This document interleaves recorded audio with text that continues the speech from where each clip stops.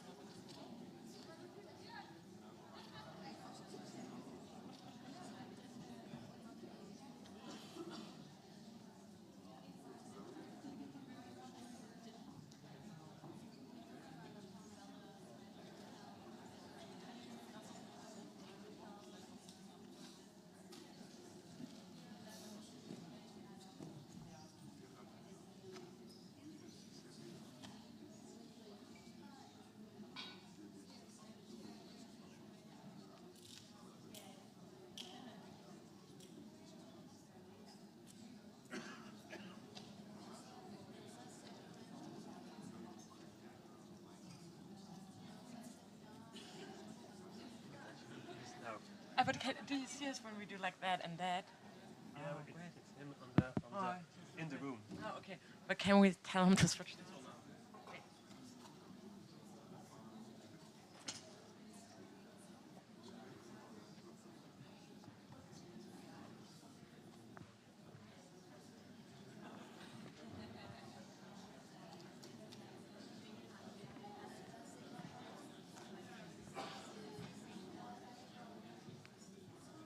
Hallo?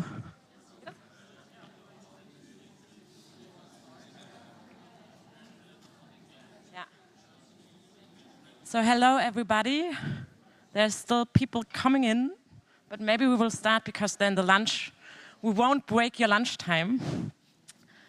So welcome everyone to our workshop, Behavioral Change and Planetary Health. It's really nice that you're all here and interested in this really interesting and important topic. First of all, we want to introduce ourselves. My name is Sarah. I'm working at the Institute for Planetary Health Behavior at the University of Erfurt in Germany. I'm a social and cultural anthropologist from origin and sociologist. And the last 10 years of my working life I spent in the global health community. And I'm here with my two colleagues, Lena and Kira, and I hand over to you. Yes, thank you. My name is Lena. I'm also at the Institute for Planetary Health Behavior in Erfurt in Germany and also at the Bernhard Nocht Institut für Tropenmedizin in Hamburg in the health communication group. And I've just handed in my thesis and almost finished with my PhD in that topic. And from my background, I'm somewhat like a communication scientist with a lot of psychological influence, I'd say. And with that, I'd hand over to Kira. Yeah, hi, my name is Kira Maur and I'm also working at the Institute for Planetary Health Behavior and the Bernhard Nocht Institute for Tropical Medicine. But I just started my career there, so I'm a long journey ahead and my background is more from the health promotion and health communication side. Okay, so we share one microphone, which is really good. No, I think it's fine, we can manage. So thank you that you're all here and we want to give you a short update on what we're doing now during the next 90 minutes. Actually, we want to discuss with you about the urgency and how behavioral science can lever planetary health and how we can use behavioral science. What does it mean? How do we come from individual level to the system level? How can behavioral science be a lever for that and to that. And we heard yesterday a lot about the urgency to act, and that knowledge doesn't always mean that we act, and we want to discuss those questions with you today a little bit. We are a workshop, meaning we also have interactive parts, and you also have to work in working groups together. So I would like you all the people who are sitting there and up there, come to the front, because you actually have to work with your neighbors together. So it would be really good if you could all rearrange your seats and actually come to the front. But before sitting down, I mean, you can stand up because now, yeah, and move to the front. But maybe before you sit down at your newly seats, it would be really good if you could all stand up, because we want to get to know you guys a little bit more, because that's important for us as well. So actually, we want to ask you some little questions, because we don't know if you all know yourselves and your neighbors, and we want to get a little glimpse of who you are. So the first question we want to ask you, and please go to the corner, to that corner and to that corner, and place yourself when we ask you that question. Are you more of a Fla person or a Pannkuchen person? I don't know how to spell that correctly, but if you like Pannkuchen more, then please go to that side. If you like Fla more, please go to that side, so we can... Oh, different way around. Confusing. Confusing, confusing, confusing. Sag noch mal an. I would say this side is... Pancake. The Pannkuchen side now is there, so we don't get confused and messed up, and the Fla side is over there. You have 2 minutes to decide yourselves. This is the first behavioral experiment. Oh, now our expert in the Netherlands will say that. I think it's kind of a... Can you explain maybe? It's custard? Okay, sorry for all people. Oh, wow. Okay, so Pannkuchen is the thing here in the room? Yeah, okay, nice. People. Some Fla people, but not a lot. You are both, you're in the middle, okay, but yeah, okay, over there also in the middle. Okay, so we have a, good, so evidence is there. So we move to the next question, because we want to ask you and want to hear from you if you are from So the science community, please go to that corner over there. If you are from an NGO or international organization, please find yourself in the middle here. If you are from government institution, please rearrange yourself here. And anything else, please stay there. Okay, that's interesting because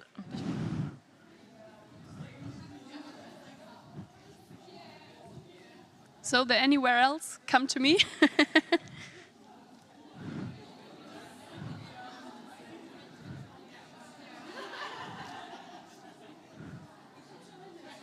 okay, so you guys, you're the government people? Are you the government people here? Okay. You are else. So we have, what, can I ask you, what does else, like how do you define else for your education? Okay. And what about you?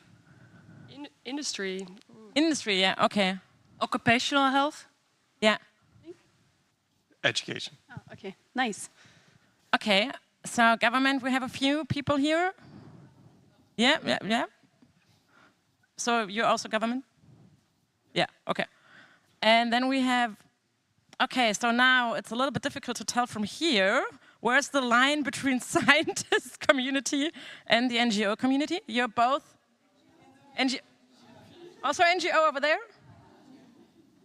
Okay, so the science community here wins from the majority. That's clear, that's for sure. Okay, nice to know that. And then we want to ask you if you ever had contact to issues with changing behavior for climate protection in your work context. Stay over there when you face those challenges or questions in your work context, or maybe also in your private life, then please find yourself here. In both in the middle.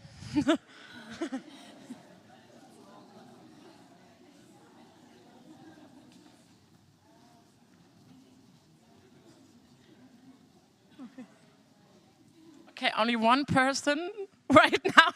Sorry to notice you now that much. But okay, one person, you're dealing with that in your private life, okay? And the majority in working context. Okay, so we got a little bit, both, sorry. Yeah, both, sorry, my mistake. Didn't had a lot of coffee today. Okay, so we got a glimpse of that. Thank you very much. Now you can sit down at your newly seats. Ja.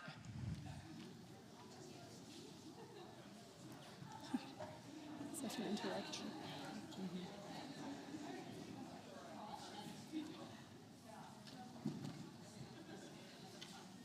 And as we're an interactive workshop, so to say, we have the next task already open up for you. So please log into Mentimeter and scan the code, because we want to ask you what you think about some questions on climate protection. Maybe we can show those questions as well on Mentimeter. Maybe wait a second for the code to be scanned.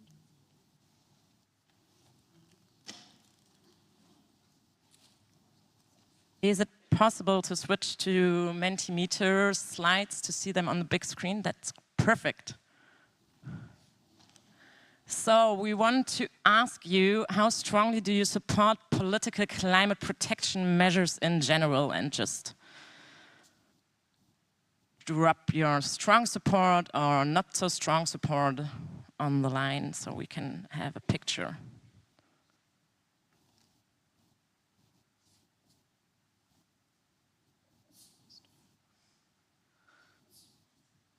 Okay, then we can move to the next question. How willing are you to switch to a largely plant-based diet with only a small amount of meat? And we have from not at all to fully.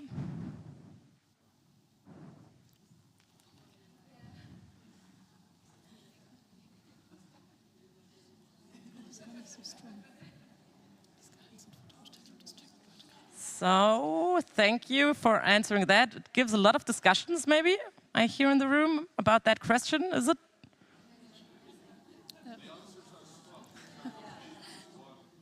Ah, okay. Oh, okay. That's why it also changed here a lot. Yeah, yeah, got it. It's not intuitive, yeah, that's true. Okay, we go to the next question. What do you think, how strongly do others support political climate protection measures in general? From no support at all to strong support. And with others, we mean your neighbors, the people you see at the bus or in the train station, or your work colleagues, or your family members.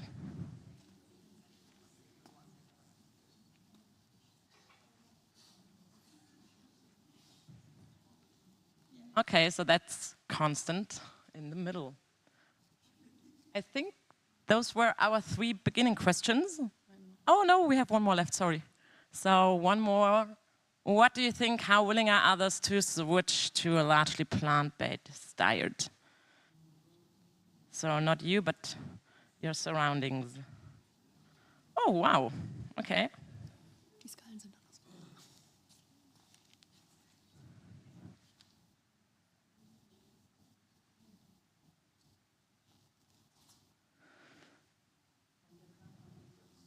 Okay, thank you very much. Now we can switch again to the presentation.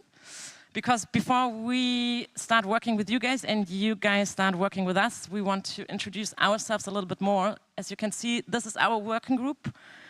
We sit in Erfurt, at the University of Erfurt, so to say, and at the Bernhard Nocht Institute in Hamburg. So we're at 2 institutions in 2 cities, but only 1 working group. And we work on different topics from a psychological perspective. So we work on vaccination hesitancy, on AMR, we work on women's health, planetary health, and we have different angles where we look at those topics. So from a psychological point of view, from the communication science, medicine, from the policy point of view. So we have a really mixed up working group, which is pretty great because it's not that common, I think, in science that you have a lot of people from different perspectives all together. What do we do and what is our aim? I mean, aim is always like a really broad thing, also here for us, but we actually really try to understand human behavior to change it for the better health and for all, actually, and we aim to provide the missing link between knowledge and action. So we know there's a lot of knowledge in the room. We all have the knowledge, we all know the facts, but how do we get from this knowledge to action? So we have 3 pillars at our university, or at our institute, actually. So we have the classical teaching pillar, where we train masters and graduate students to design and evaluate and improve evidence-based health and climate communication. We have our second pillar, where we do a science to society approach, where we make our evidence available to the public, to policymakers, to journalists, to the society, actually to promote better health and climate protection. And then we have our third pillar, and that is, of course, our research, where we provide communication, social and behavioral science evidence on climate and health behaviors. And my colleague Kira is giving you a little overview on that. Do you want to use that mic? Yeah. I think you can hear me here. So yeah, just to give you a little glimpse of the research we do, or about the behavioral science we actually do at our institute. So one of our flagship projects is the Planetary Health Action Survey, where we monitor repeatedly, I think right now we're doing this twice a year, people in Germany about the climate-related behaviors and their socio-cognitive precedents. We do this since 2021, and we mostly focus on mitigation, but starting in 2024, we also have a new project, HeatCom, where we focus more on heat protection behavior, so more the adaptation side. And who is surveyed? Well, approximately 1,000 participants per data collection, and these are adults between the ages of 18 and 74 in Germany, and the sample is always quota representative for age and gender, as well as federal state. Just to give you a glimpse how this looks like in the end.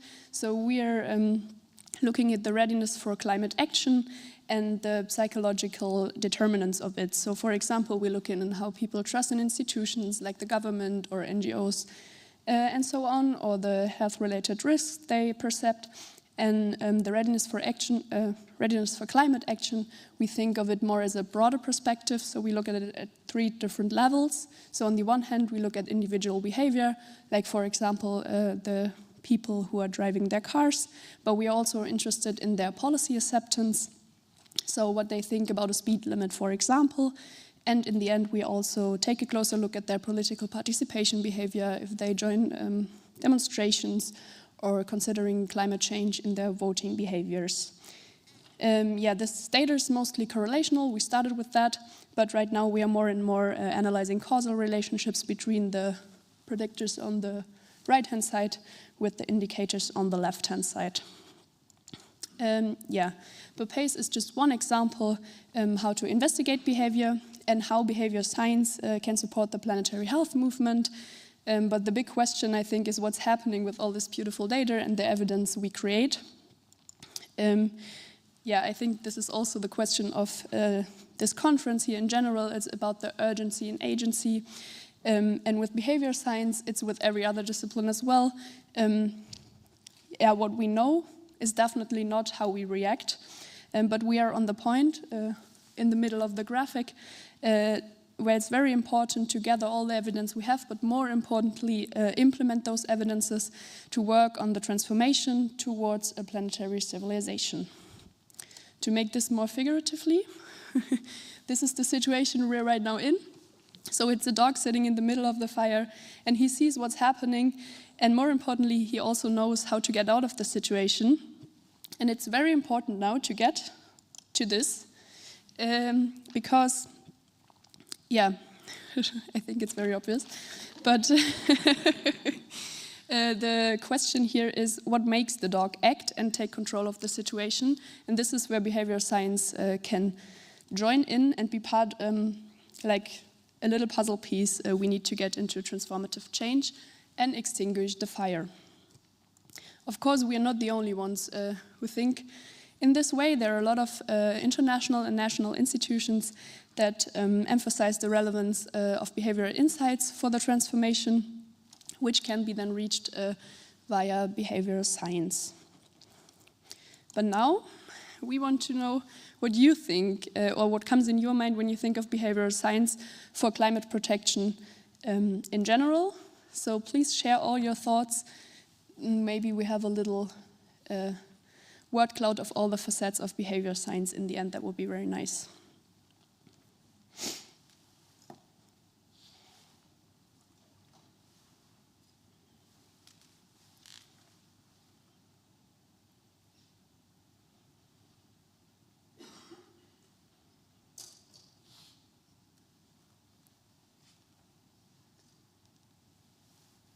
Yeah, as we hoped, you're already a very educated group, so you don't think of behavior science just like driving the car, eating vegan, but you're also focusing more on the system change and very broader perspective, which is really good.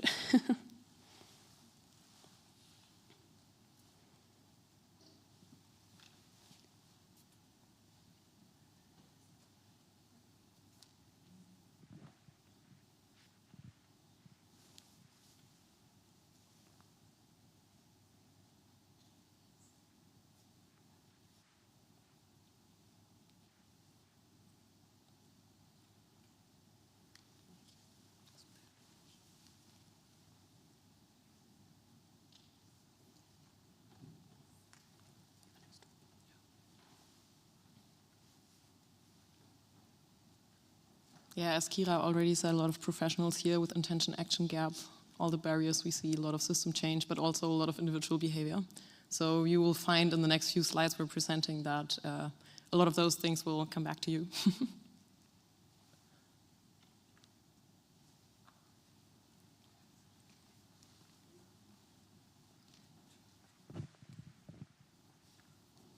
I love that Trump is in there too. I'm wondering if people think you do like one behavioral study on Trump and how he acts. Yeah, I think in terms of time and not breaking the lunch break too much, we would possibly, or do you need another minute? Is everyone fine if we go on? Yeah, okay. People nodding, so we might change back. Yeah. As I said already, you had a lot of great thoughts on the topic and know a lot about that apparently too, but I will just give you a quick dive into behavioral insights before we then get into interactive parts again. So from what you put there, for example, Trump, politics, veganism, but also system change, you already see that it's a very broad and diverse field. I mean, behavioral sciences can work with like how rats in the labyrinth walk and how you can influence that, or maybe Jane Goodall fits in there too. I mean, she's behavioral scientist, was behavioral scientist. But what we want to talk about more in the context of planetary health and climate change are the large-scale monitorings and data observatories, where behavioral research can help to identify public misperceptions and perceptions and the barriers to actions, a lot of which you have put into the Mentimeter word cloud too, and thus help prevent misinformation and build trust. And finally also help to design fair and effective policies and explain them and see whether they're not understood yet and so on. And finally, behavioral insights can guide individual behavior, which is the most obvious, I think, like make that rat go to the left instead of the right. Make that person choose the vegan meal over the non-vegan meal, but then it can also guide policy support and investigate that, and public participation in a political sense. And the next slide is stressing that too, because of course we are all individuals, that's where we have to start. We heard that yesterday, movement is not starting with many, but always with one, and that's all we can do. But we also want to go beyond individual solutions. I just want to put a little reminder here that also individual behavior is not just the consumerism we might think of in terms of how far do we drive our car and how much food do we eat, but it's also how we act in an organization, maybe be part of a trade union. We always have in a social context the function of a role model, so we can influence others to the positive. One thing that is not mentioned that much so far is investment too, like the richer you are, the more important this gets, like where's your money, which bank are you at, have you accidentally bought some Shell Aktien?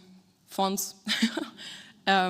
Yes, or maybe in a bigger style divestment as well, like divesting from fossil fuels. And finally, you have a citizen role too, which taps into the participation thing. The functions individual behavior change does have is a direct impact. I hope you haven't bought a plane to get to this conference. That would be a direct impact. But then with demand side changes, we can reach quite a lot. According to the APCC, we can reach 40 to 70% of the CO2 emission reduction we would need to 2050. And as you can see, it is a lot, but it will never be enough. I want to stress that. And furthermore, we can signal willingness to change and help move towards social tipping points we have heard about yesterday too. And with that, I would hand over to Kira again. Yeah, so now it's your part to get active again. No worries, you don't need to stand up this time, but maybe you can get into groups of 3 or 5 people with the ones in your row or behind you or in front of you. Yeah, just get together and pick any behavior that comes in your mind that is important for climate change, of course, and think about how to foster behavior change into a sustainable direction here. So it can be on individual level, like for example, riding the bike instead of taking the car. You can think more structural, as we already learned, like reducing the emissions of a hospital, for example, or you can think of adaptive behavior, protecting yourself in a heat wave. It doesn't matter, any behavior that comes in your mind, we're really interested what comes up here, and then think of how to foster this behavior into a sustainable direction. You can please share your ideas with us when you scan the little T-Rex in front and collect the idea, like the behavior on the Padlet there with the plus on the, I think it's on the right-hand side, on the bottom, and then we can collect all the behaviors that you share with us. That will be nice. And you have 15 minutes time for that. Maybe to get you under a little bit of pressure here. Yeah, so maybe turn towards your neighbors, turn to the back, find your group.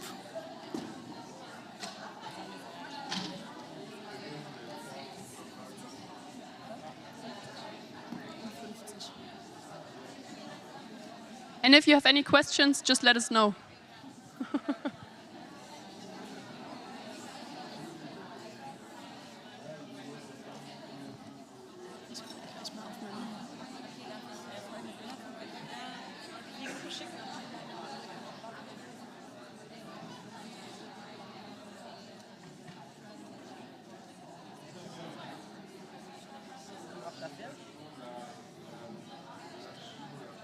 Lena?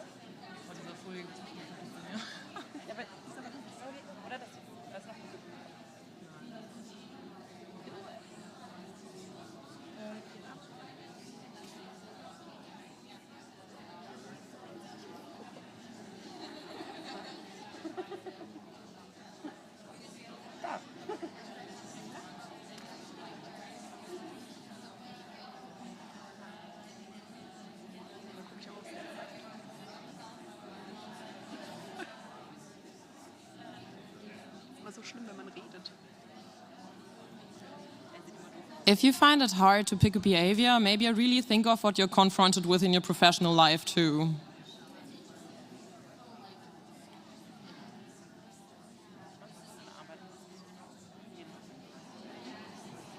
Ja.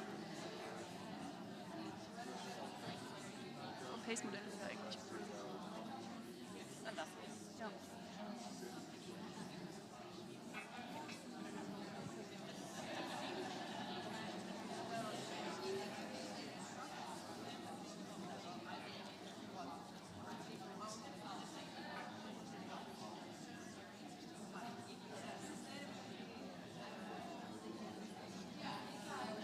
Eine Adventurous Bee ist gejoint.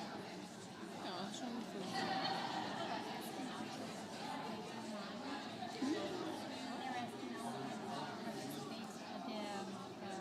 Remote Just scan the QR code. Ah. Yeah. Thank you.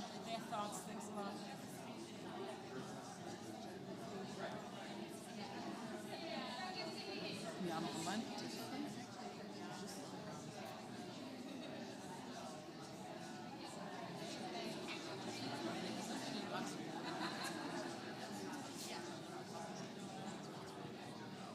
Also genau, wenn wir jetzt bis 50 Minuten Arbeit machen, haben wir dann nur noch bis halb 1. Ja, bis halb. Voll, aber ist ja noch fast 15:39. Ja, 40. Achso, jetzt, ja. Genau, also Aber das passt doch eigentlich, oder? Also wir waren am Anfang wirklich langsamer, so als gerechnet gestern. vollkommen, ja, dass man braucht immer eine Stunde für sowas. Aber ich fand auch deine Aufteilung von den Ecken vorhin dann ein bisschen funny, weil es war so, 3 waren irgendwie auf einer Linie, zumindest so wie ich es gesehen habe. Und dann standen wir auch so, seid ihr jetzt Government? Ah, nee, wir sind Aber es ist voll die geile Sache. Ich glaube, die mögen sowas. Ja, voll. Also, Ja. das hat auf jeden Fall länger gedauert. Ich glaube, ich habe dafür gerade einiges an Text einfach übersprungen, weil Aber ich ich dachte, glaub, das besser ist zu okay. früh als zu spät fertig und mehr Ich glaube, Zeit für diesen die. Input, ich glaube, das können wir gar nicht alles aufnehmen. Ja. Ich glaube nämlich, was ich cool fände, ehrlich gesagt, ist, wenn man... Was ich echt cool fände, wenn wir diese letzte Folie mit Can you tell us a little bit more about your experiences? Wenn wir davon... Weil ich glaube, das sind schon...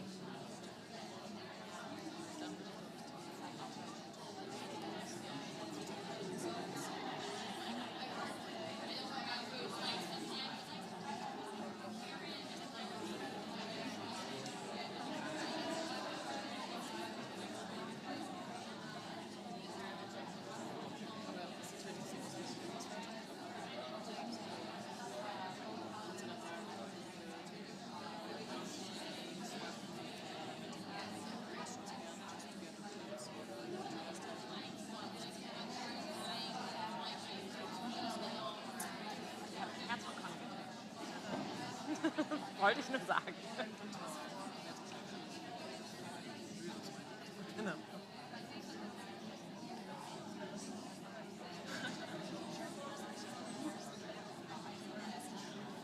Was man hört, man auf das Müsste, dann Leuten nicht angeben.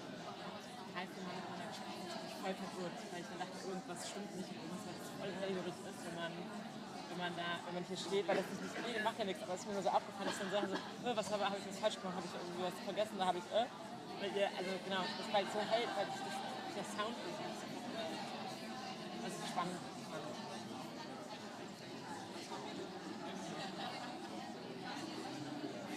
Ja, eigentlich sinnvoll für die Bühne, ja, genau. Für jedes Theater sehr hilfreich auf jeden Fall.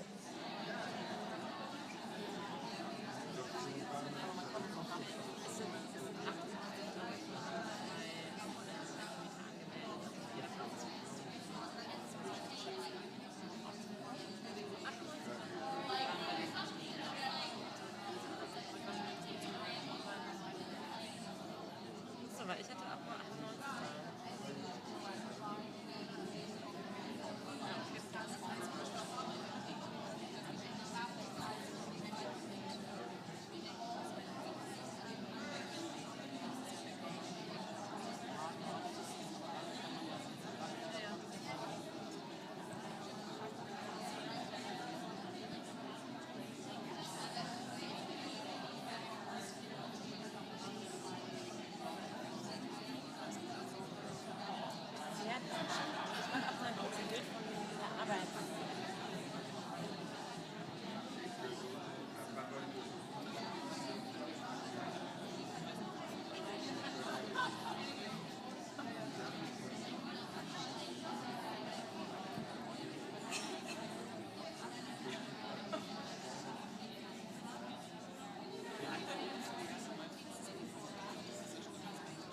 ist mir auch schon aufgefallen.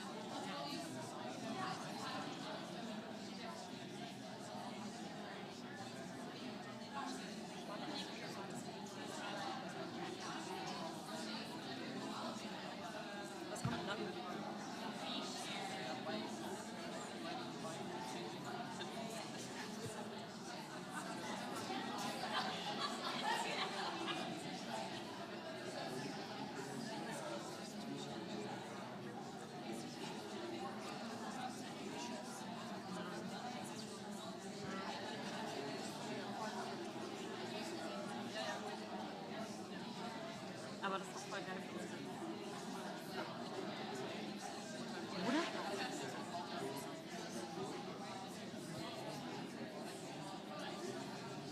War eine richtig gute Idee mit dem Pelull, weil jetzt wo wir das Pelull auswerten, ist das echt. Was war die Frage der Arbeitsgruppe nochmal?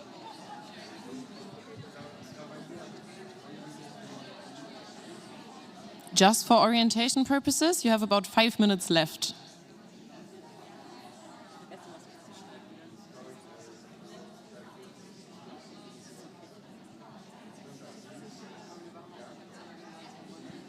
Und dann machst du noch mal einen quasi, nur mal ganz schnell. Und dann machen wir nur 10 nach.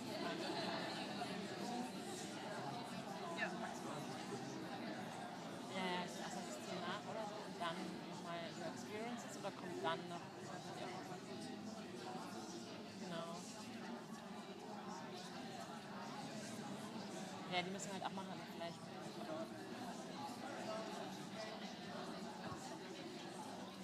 Nee, nur was wichtig, also was braucht man jetzt?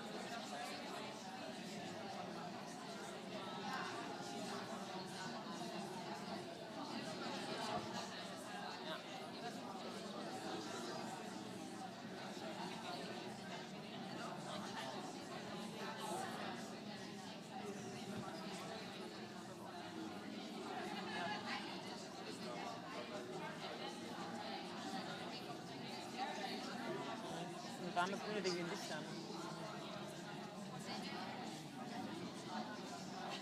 Jetzt mal alles mal ausziehen, weil ich Angst habe, mit dem Chips voll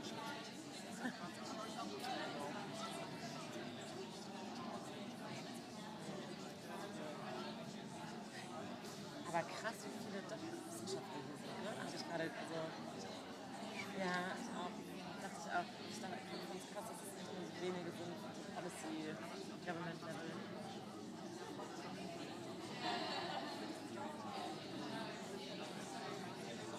Recht. Ja.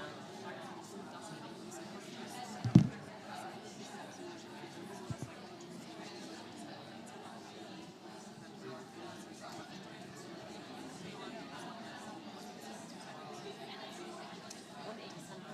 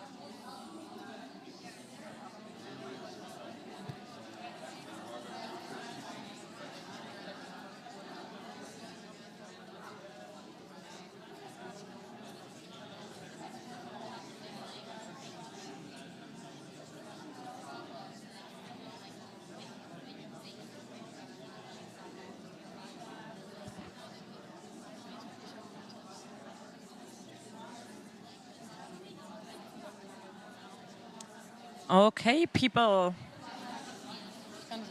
We're actually in time, so maybe if you could guide your focus back to us for a short minute.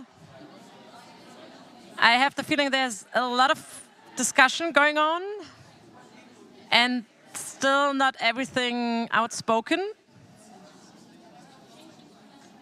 But don't worry, we have a second round of group work, so it's not the end, it's just a short break. Save your energy. So thank you for that. And Lena will give us a short input again. Yes, if I could have your attention back for a minute, and then you will have another interactive bit. Glad you enjoy this. So we saw in the Padlet, we're going to show after the second round too, so you see what the behaviors of other groups were. But before we get to that, I want to talk a bit about things that could be thought about in terms of behaviors and behavior change and behavioral science. And what we saw in the Padlet was already quite diverse too, like there were different behaviors, a lot of people thought about very structural and systemic barriers too, which is great. So I just want to give you a little overview of things that could be important here and also for your group work and for the behaviors you picked. As we all know and as we have heard in the panels before and this morning too, the responsibility to protect human health and the climate tends to be put on the individuals still. But as we all know, there are a lot of psychological, practical and political barriers. Psychological have been mentioned in your word cloud too, for example, psychological distance or the gap between intention and action, psychological or things like values, identity, and so on. Practical is pretty easy. We've heard about that this morning too. Costs, time, convenience, all of that. And political barriers, of course, too. And you don't even have to go into planetary health for that. It's the classic health problems too, for example, giving the responsibility to eat healthy to the individual, why there could be changes on a systemic level, like sugarless supermarkets too. Lobbyists foster individual focus to prevent regulation and taxation, as we know too. For example, the carbon footprint has not been invented, but very much boosted and communicated by British Petroleum, now Beyond Petroleum, as a campaign. They were like, yeah, you take care of the environment, it's all your responsibility, and then they go on as they always do. And we see that in our data too. For example, in Germany, believe that their personal individual climate action is more impactful in terms of CO2 than political measures, which is, of course, not the case, theoretically. And, of course, the effect of individual measures, as I said before, is there, but it's moderate. So it is very important to always look for the greatest lever, and this is not only a personal, private thing, but also how behavioral sciences should act. So also behavioral science should move beyond isolated experiments to institutionalized large-scale and theory-based data systems and data observatories and methodologies. And with this bit of information you already thought about, I think, at least in parts, you can jump back into your groups and think about the behavior you picked and all the measures you thought that would foster that behavior, and now also think how those systemic and structural things could be implemented even more, and of course, how behavioral sciences could inform and support this behavior. So maybe think of what would you track, what would you monitor, what would you want to know about barriers and motivations of people and how to make them act. And for that, I think we would say another 10 to 15 minutes. We will see how far you get, and then afterwards you can share a bit of your experience and your thoughts to the rest of the group if you like. Any questions? Yes. Yes? Yeah, the same group, the same behavior, just like reorient. Just reorient and rethink what you've thought so far and what you collected so far in ideas and make it a bit more systemic, a bit more structural, and also think about how the scientific side, the behavioral sciences, could help that.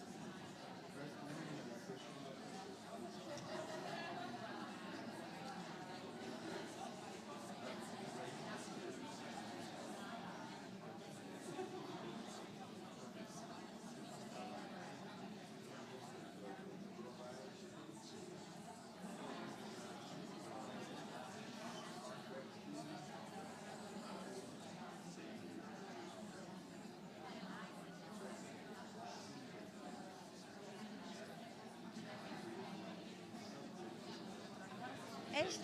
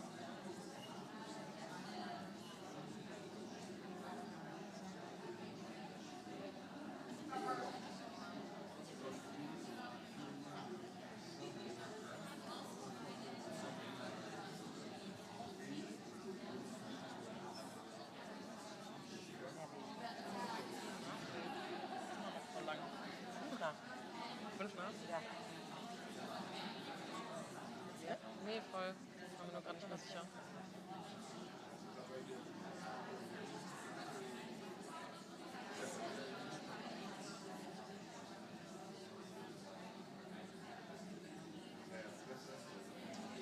Im Raum und so sind es Leute. Ja. Das sind ja noch Online-Partys.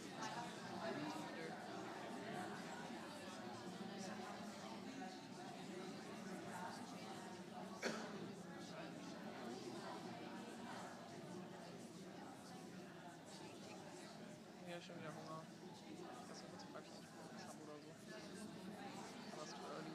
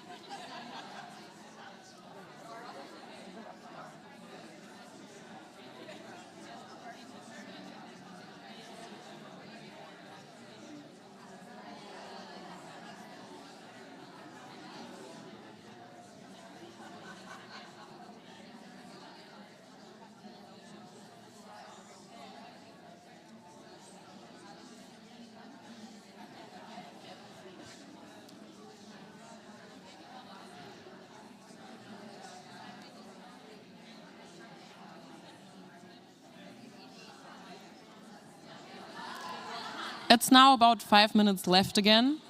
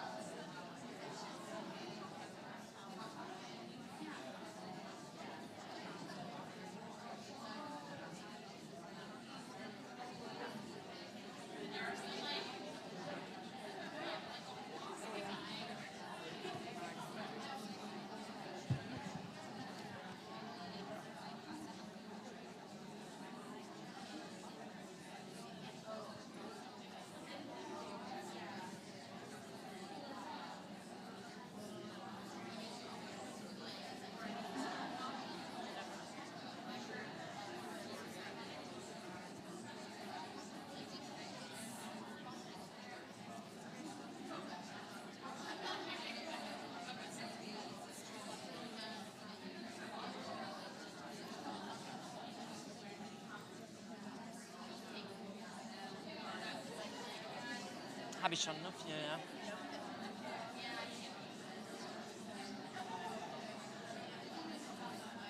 Okay, we slowly get back to the front and the attention to the front. It's really nice to see that you're so in a working mood. So thank you for participating. And we will get back to you and what you discussed in your working groups in a short minute.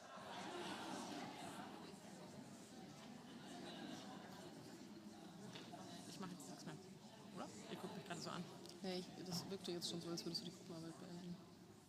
Ja, ich beende jetzt. So maybe some of you want to share their ideas and their behavior they took and how behavior science can inform this. Does anyone wants to do this?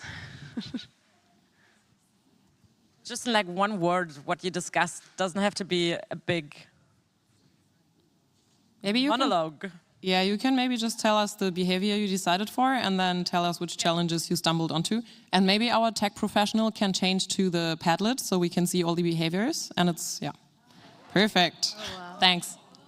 All right. Okay, so let's see if I can find mine up there. If not, ours was how to get people to wear slow fashion. So to stop purchasing from fast fashion brands such as Zara, Shein, since we know that is currently an issue and some people don't realize how much emissions the fashion industry actually emits. So some of our specific points are to create knowledge and sewing circles around how we can recreate our clothes, along with identifying clothing deserts that exist within specific communities, and also hosting public clothing swaps that I actually do on my free time within communities, so that we're also educating folks on, hey, you don't have to spend X amount of money when you can just trade your clothes with your community members. Additionally, educating folks on what happens within the supply chain. So from right when it's created, who is creating the clothing, how it's shipped, how it's packaged, and how long it takes to travel overseas, and then what is done with the clothing afterwards. Are we going into measurements or no? That was just, okay. And so once we dived a little bit deeper into seeing how science or behavioral science can inform us and seeing what we could measure, we touched on using GIS mapping to access and identify those clothing deserts, measuring people's education and knowledge, so maybe taking surveys from the community, saying how much they know of, like, okay, do you understand the consequences of where you're buying this clothing, how it's happening, along with the cost savings versus not, and then even maybe having clothing libraries as well. So. Yeah, thank you very much. I think that's a perfect example, and it's like you very much described how behavior science can inform these behaviors. So thank you very much. Does anyone else want to share their idea? Yeah.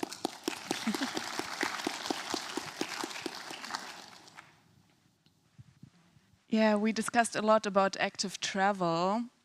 And just like a short comment, something we thought about is more the system thinking approach, and not only the individual active travel, but also to understand, like, how can we change the infrastructure, and that maybe just like to understand the behavior in a silo is not enough, but more the capacity and the competency, like what literacy maybe is there before. So we don't want the people to force to ride a bike, or so we don't know the perfect behavior for them, but we want to enable and build capacity so they can decide which measure is necessary at the moment. So more like literacy, understanding, competency, and capacity building than just like understanding the individual behavior.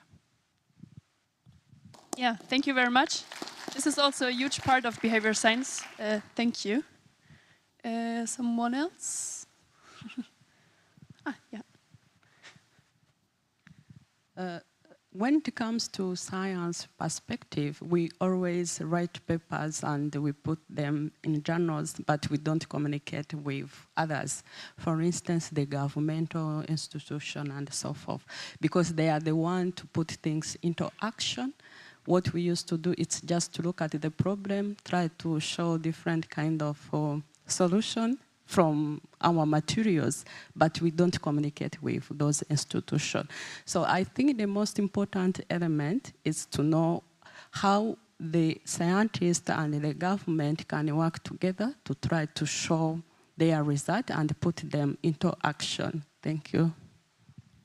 Yeah, thank you very much. This is also a very important topic. I think Sarah mentioned this in the beginning, that we, in our institute, we try that very much. So we get the evidence and we try to talk to politicians and provide our evidence for them that they can use these. Yeah. Maybe one last innovative group and then we will move on. Which behavior did you discuss? Well, we discussed right in the middle there, promote veganism. And since I see a lot of options for plant-based, maybe we can learn from each other. First, we discussed things like education and teach and educate. But then looking back at what you explained, we sort of adapted it to education to influence individuals with awareness about core benefits, but also explain options and teach, educate, explain the killing machine. And very practical, use influencers to create vegan trends. But also very practical barriers, offer options in universities and other locations as default. Not as an option, but as default. So you have to actually deviate to eat meat-based food. Systemic, retrain cooks, because if cooks don't know how to work with plant-based diets, you're not going anywhere. I come from the Caribbean. We eat fish, meat, and chicken.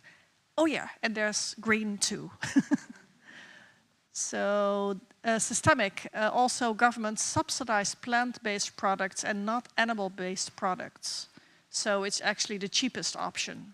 That's the idea. And then the healthy vegan food should not be highly processed, but actually healthy. Thank you very much. I think you all get the point very well that we... There's one raised hand. Yeah, of course. Thank you. I just want to add one important point. We stress a lot of what are things we can do and how we can change. But I think we also need to consider on the cultural sensitivity of the communities that we are working with. For example, if we want to encourage veganism or whatever, there are certain communities who have this belief that, oh, my kid won't have enough nutrition if just being given veg and no meat. So then how do you explain that? How do you counter that? So I think cultural sensitivity or humility is really important as to how we would like to effect this change also. Yeah, thanks for this addition. I'd say in terms of time, we switch back to the PowerPoint presentation. And it's just one final input because we want to share some of our behavioral insights too. And then we actually have a bit of room to talk about things that go on in your head around this topic and experiences you have made. Can we switch back to the PowerPoint? Sweet. Okay, so because the time's progressing quickly, I would go through this very quickly. I think potential and strengths of behavioral science and all these things that have been just mentioned and planetary health behavior are quite clear. It's scalable, it's responsive, you can do it rapid and repeated in response to crisis. A lot of those data observatories have been built during the corona crisis too, so this might be a good example how this can be used in health context, and this can of course be expanded to planetary health. One thing that has been demanded in quite a few panels yesterday and today already is the integration of different disciplines, and this is actually very possible here because you do not have to only make surveys and have social data, but you can also embed this in like temperatures, physical data, and whatever you would like to put in there. And best case, it's relevant for policy and inclusive.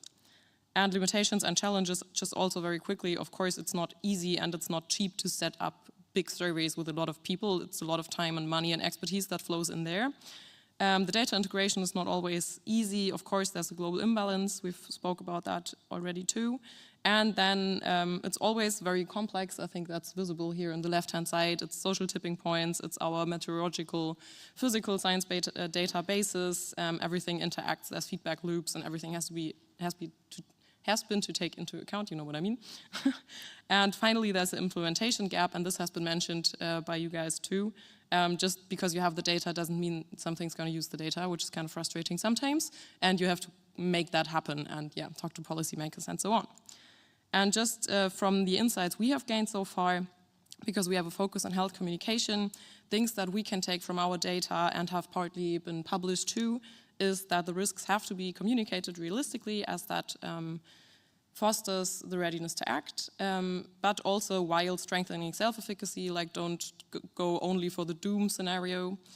Yeah, trust in institutions and media is different. It's different if a government says something or if a scientific institution or the media does.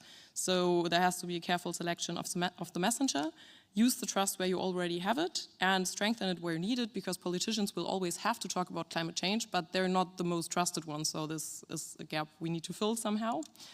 Make existing majorities visible, because we see in our data a lot that the majority does not always know that they are the majority, which is also a social norms thing, which has been mentioned by the last group, like the social embedding and role modeling, stuff like that. The effectiveness of measures is a big thing if you explain to people how policy measures work and how effective they actually are, because a lot of people don't believe that they are effective, even though there is a databasis. That helps. Tailoring messages to target groups, also by the facets of action you want to reach. You have to speak to different people when it's about participation, for example, than people you have to speak to when it's about going vegan. And this is a very preliminary result so far, but there might be a profit in highlighting positive aspect first. In terms of policy measures, this could be to communicate the advantages first and then the costs second.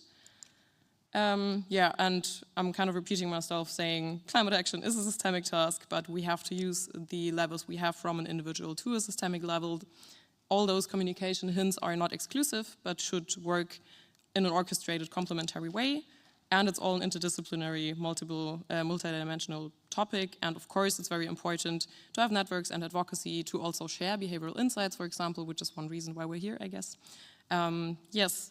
And so finally, and perfectly on time in our internal schedule now, we have some room for you to talk about things you want to know, maybe ask us, ask other people in the group, share the experiences and challenges you have had with changing behavior, with behavioral science. Yeah, if this is a way too big field to talk about, there's some inspiration on questions, but just, yeah, raise your hand and we'll bring you a microphone and then we can talk to whatever is going on in your mind. Thank you very much. I appreciate that you are doing this for us. It's really helpful. What I want to find out from people in this room, or maybe from yourselves, as in, what's your strategy or approach when you engage youth in particular? So you know the youth population, for one, they already have all this climate anxiety. So with your understanding of psychology, do you all usually have some sort of approach or so-called management to take care of that first before you actually impart your messages about climate change and so on? So what's your usual things that you find successful in engaging with the youth that you can share with us? That would be great. Thanks. Yeah, thank you for the question. I think there's many levels to this, and I totally agree that it's very important. First thing, with our big monitoring, unfortunately, we start from the age of 18 because everything else is a lot of difficulty for like saving data. You would have to get the agree from the parents and so on. So for practical reasons, we don't really look at young youth. From 18 on, we have had target group analysis made, and surprisingly, we find that for the overall readiness for climate action, it's not as easy as you would think. Like, young people are not always as motivated as we might think from Greta Thunberg or like what you see in the media. But it depends on the facet of climate action. For example, young people are pretty obviously more engaged in protest, but they're not always better in behaving sustainable in an individual way. So this is one connection I would draw here. And then for climate anxiety, we've had one correlational analysis about a year ago, and we actually, because there's a lot of science saying, or also a lot of people without scientific database, saying that once people get climate anxious or very emotional about climate change, they they get in a shock somehow and don't do anything anymore. And that's actually not what our data says. And there's a few other studies on that saying that that's not actually always true. It might be for maybe the people who are already highly alerted, but it's not always. And especially here again for protest and political participation, the people who we found to be more anxious are the ones acting more. So yeah, there's a lot of levels to this question. And maybe something to add, because we also work sometimes not on a, how do you say it, not on a broad scale, but we go to schools as well to do plant diet-based nutrition workshops with them. We try to educate as well, like school persons and pupils a little bit on these topics and our findings, but it's like not on a large scale that we do it, but we actually have plans also in our working group to kind of extend that a little bit, because we also get a lot of, how do you call that, like approaches from people in Germany, if we can do that a little bit more and focus a little bit more on pupils as well and younger people. Yeah, maybe some experiences over here. Thanks. I wanted to mention that I noticed working with students in universities, mostly medical students and veterinary students, that it actually helps to tell them that there is a difference in groups of people in society and their impact, for linking actually the need for systemic change to individual behavior. So I noticed that some students then say, oh, if it's true that more privileged groups have a higher impact, then it actually makes more sense that I make this individual choice with my peers to, for example, I don't know, eat more plant-based. I was wondering if you have any research that supports this kind of link between systemic changes and individual choices. Did I get that right, that if you're telling the students that the systemic change or change of certain groups is more effective, they're more ready to change their own behavior? I don't think we have data on that, to be honest. Yeah, we will take a note of that and maybe integrate it into the next survey. Thanks for the inspiration. Thank you so much. We had really rich conversation today, and I appreciate your presentation. One thing that I think is often recurringly challenging for us within this space is that just as researchers and academics, often we have data and kind of suggest it as the solution, but I think when it comes to behavior change, we could take a lot more of a participatory approach, and that will also kind of connect with the point that you just made in terms of people's sense of agency and not generalizing behavior change to be the same kind of across all spectrums, especially like the topic of veganism, if you will. It might not be that veganism is the general solution for the entire populace, but maybe it's co-creating with different communities to understand what changes actually need to happen. So just a point of conversation that is a challenge that I think we face as researchers in our approach that we could do better with. Thank you for that, because it's a really important point actually to tackle as well. Maybe over here. Thank you very much. I just wanted to talk a little about the research that I just did. I'm a psychologist, and with the University of Florence, we did a research about eco-anxiety and pro-environmental behaviors, and in high school students, so the age group which is less studied, and the results were impressive because we measured eco-anxiety and pro-environmental behaviors before and after an online intervention about psychoeducation about climate change and ecological values, and the results were impressive because the eco-anxiety levels were less strong. And there were also a slightly increase in the pro-environmental behaviors, but So the results are really nice, really good. You know, I did personally the interventions in high schools, and I can tell that it was not easy at all, because I encountered a really big resistance to change. Especially in like changing on a plant-based diet.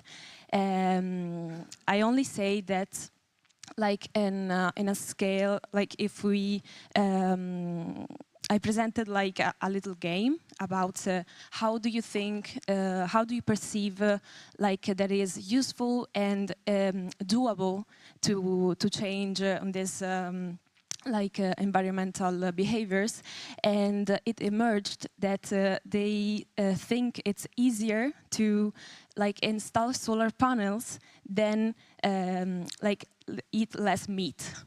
So like it seems that Italian adolescents don't like to not eat meat, and like during the intervention I got a lot of comments by them that were really strong and angry about like vegan people, and like they were considered like a freak, you know. So yeah, just to give a little hints about this age group, which is really less studies. And another result, sorry if I am talking a lot, but it's really interesting to me, this topic. It seems that about like climate norms, like values, about how I care about the planet or not, is really influenced by the peers and the family. So that is also a good like research and intervention, like a behavioral topic, like to educate also the families. So yeah, that's it. Thank you very much for listening so far. Thank you. Yeah, very important points also, and I think it's both ways too. I think there's studies that the family, of course, has an influence on the kids, but there's also studies saying that once you educate a kid and it goes up to their parents and it's like, oh, I've become vegan, they also start thinking about those things too. And also the other thing you said with the eco-emotions, it's pretty clear that it's not only eco-anxiety, but also eco-anger and so on. And I think that's kind of under-researched so far, so very good point. Yeah, I also go to schools and talk about veganism to children. And I found that when I asked them, begin by asking them, would you agree that we should not hurt innocent animals unnecessarily? They all agree. And then I say, well, congratulations, you're vegan. So when you begin with that identity, and then tell them that the killing machine is destroying the planet right now, and we need to shut it down, and that requires us to change our behavior, then you get a lot better traction with the children. So then they're asking how to do it, not why they should do it. So how you tell the story is very important in making influences. Thank you.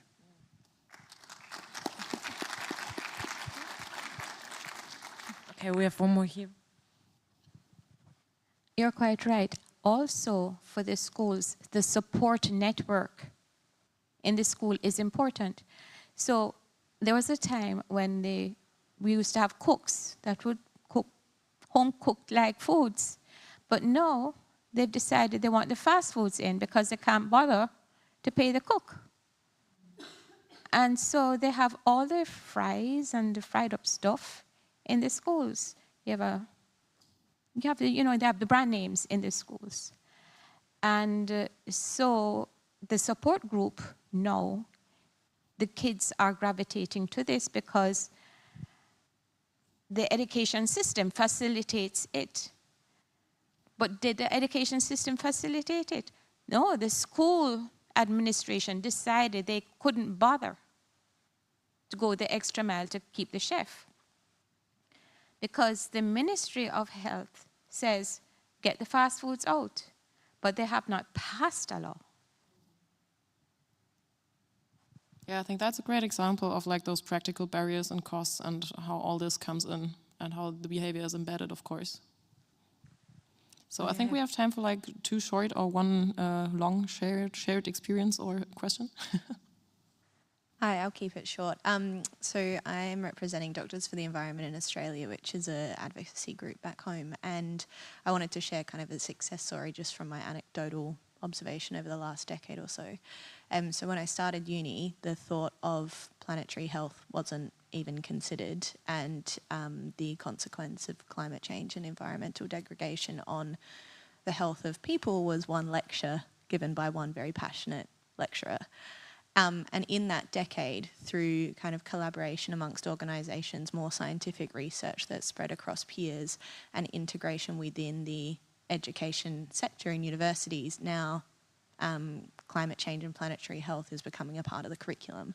So I think it's just showing how like research, discussion and normalising, and also targeting the what you're talking about to the impact of that particular group. So the focus is not on everything, but rather like how is climate change going to affect our patients, and how we as clinicians can be ready for that has been really successful.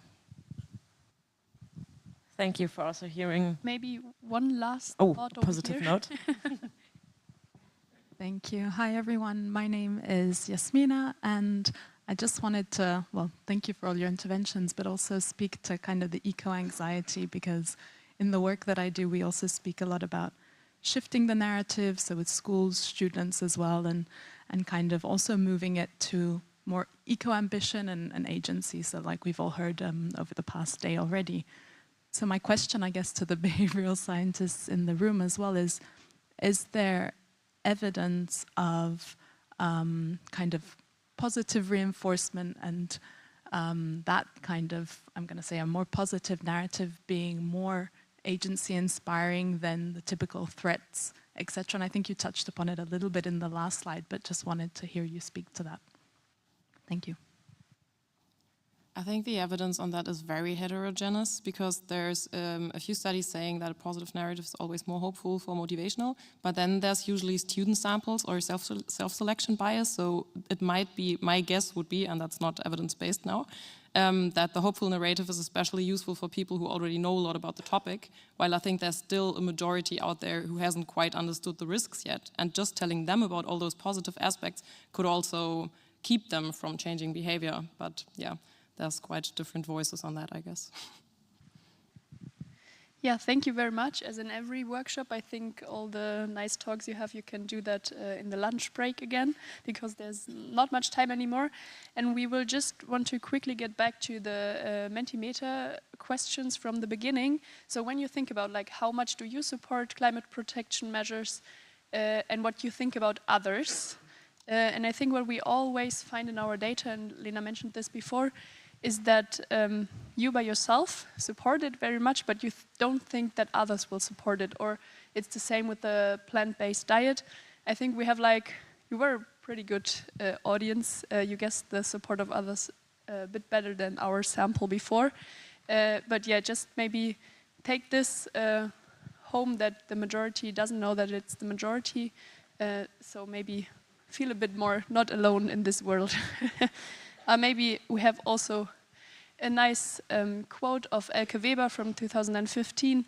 There is no silver bullet, no single solution to get us to a sustainable climate. There is, however, silver buckshot. So maybe this is what you can take home from this workshop. Thank you very much for participating. Thank you. And engaging so much with us.